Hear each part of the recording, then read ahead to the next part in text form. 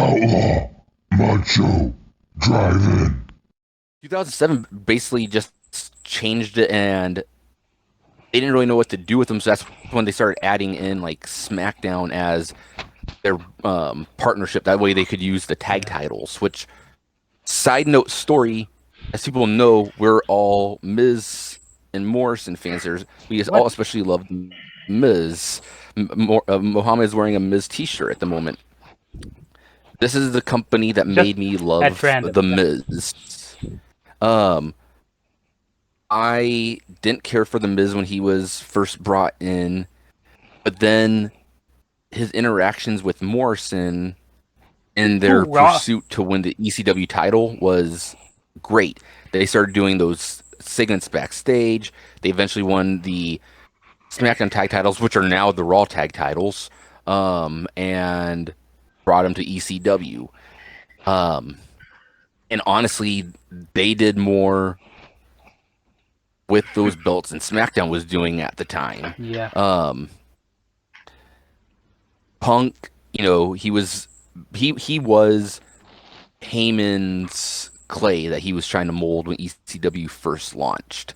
And 2007, it finally happened. He won, the ECW championship. Um, there were some great matches that came from all three of those guys as well. Um, I mean, yeah, James, and when you saw Punk, or you say Muhammad?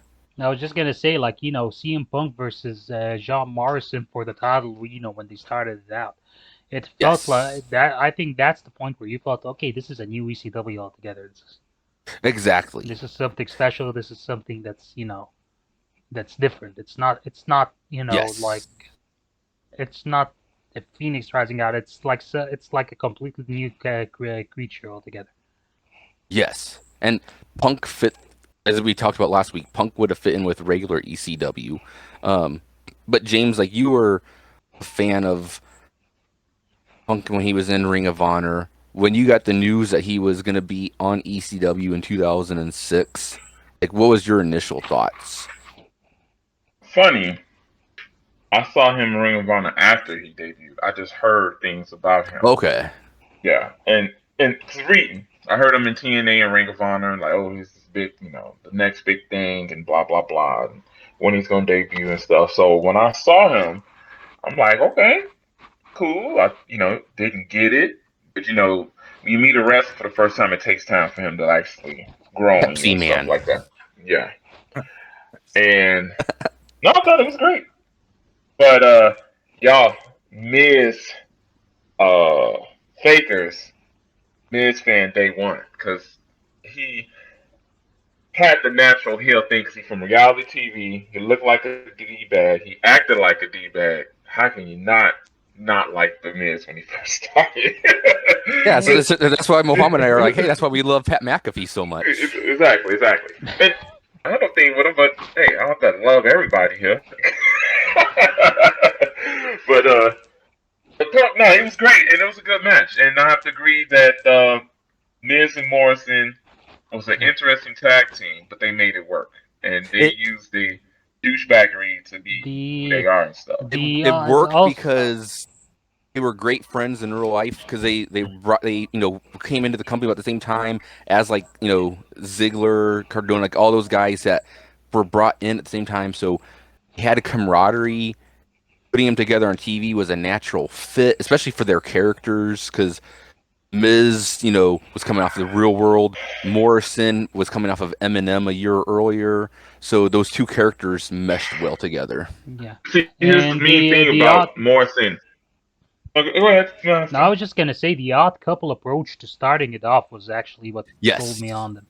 yeah, and It's and they and, and it goes deeper because they both did Tough Enough. Not the same, Yeah. Yeah. yeah, yeah, and stuff like that. So when I met Morrison from Tough Enough, he had the natural ability, but he didn't Yes. have the personality. But over time, he grew that because when he was John Morris, I'm like, I get what they doing, but what is this? But he made it work though. But then he was Johnny Nitro and all that other stuff like that, and Eminem and stuff, which that was perfect for him and Eminem because he don't really just sense be a douchebag. But I think when he became John Morrison, he really went the whole 360 and found his character and what his niche is and stuff like that. And now he's, the best thing. He's America's most wanted now. Johnny Drip Yes. Drip. I know, Pete. The man is dripping. Thank you for joining us on the Outlaw Macho Drive-In. If you liked that video, please click like and subscribe to our channel for more content from the Drive-In. For full episodes of our podcast, you may look us up on Anchor, Spotify, or wherever your favorite podcasts are available. Just search for Outlaw Macho Drive-In. And if it's not too much trouble, would you help us out here? Spread the word, share. We would really appreciate it. Thank you. We love you. Bye.